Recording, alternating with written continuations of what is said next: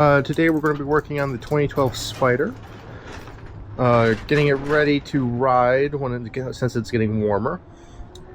During winter we noticed that there was a leak coming underneath it, so we're going to figure out what is leaking and what's needed.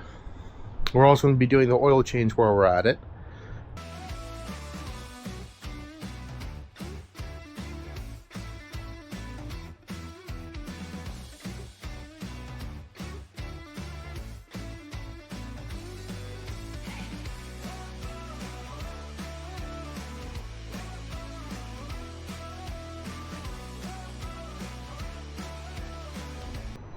Just got all the panels off. Found the issue. This fuel hose right here from the pump to the filter is leaking at two different spots. So after finding the fuel leak from this hose to the fuel filter, I'm looking at the old or the original fuel line that continues from the fuel filter into the engine, and I'm going to see if I can remove that bolt, and so it all just comes out in one leg, and then just replace it that way, then put it back in. I had to remove the plug right here that goes like right in there, and then I might be removing this line right there, just so I have better access to the nut, because I believe I can get a wrench on it and break it free and just replace it all in one go.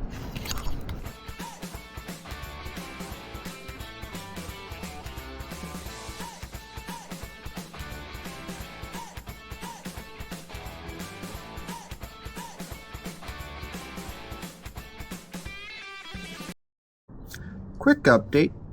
So I was able to loosen the bolt, but there's not enough room to actually remove it with the intake manifold there. So I'm going to see if I can loosen up the intake manifold after removing this cover and getting to the bolts on the inside, and see if that's enough room up to get the bolt out. If not, I'm going to have to remove this frame from down there, the different bolts in the center, and then the two up front, about right there. But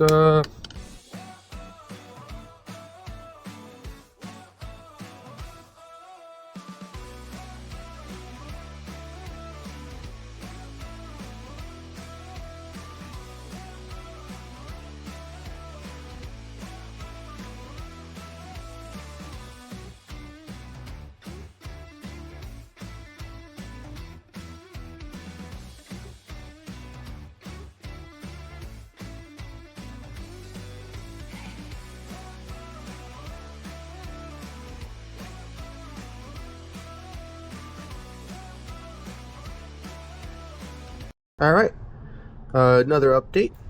Got the intake manifold loosened after removing the 6 bolts on the inside. And it popped out quite nicely. A lot more room now, so I probably should have done that first. But yeah. Quite happy about that. Well, might as well just remove it.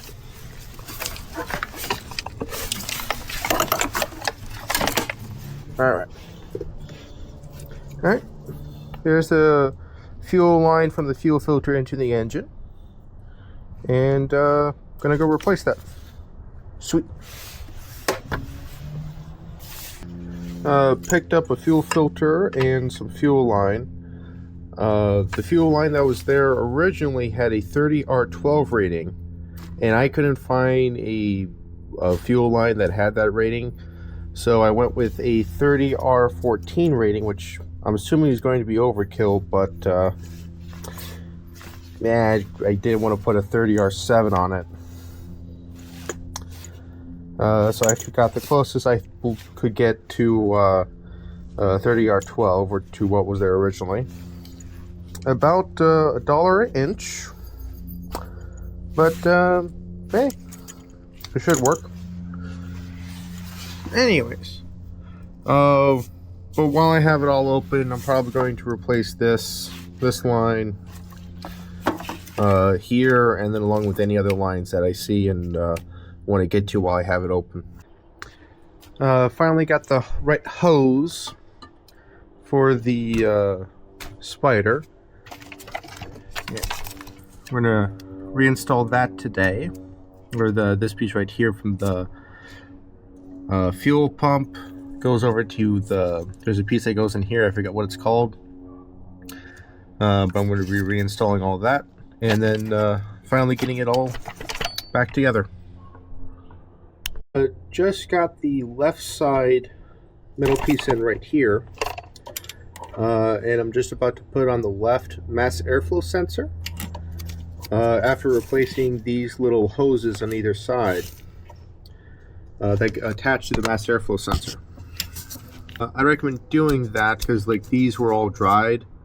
Last night I got all the hoses on and the intake manifold back together, pressurized the system, and there's no leaks. So I'm gonna today start zip tying all the different stuff, hoses and wires back together, and work on getting the panels on after I do the oil change. I just took off the panel here and this to get to the one of the filters, and now I'm taking off this bottom piece to get to the other one. Yep.